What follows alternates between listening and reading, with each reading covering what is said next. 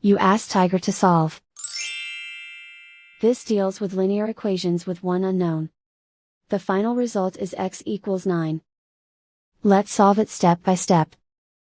Group all constants on the right side of the equation. Subtract 4 from both sides.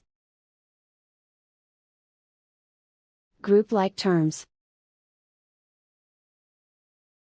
Simplify the arithmetic.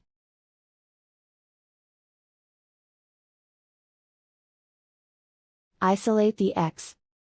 Multiply both sides by inverse fraction 3 over -1. Group like terms. Multiply the coefficients. Simplify the arithmetic.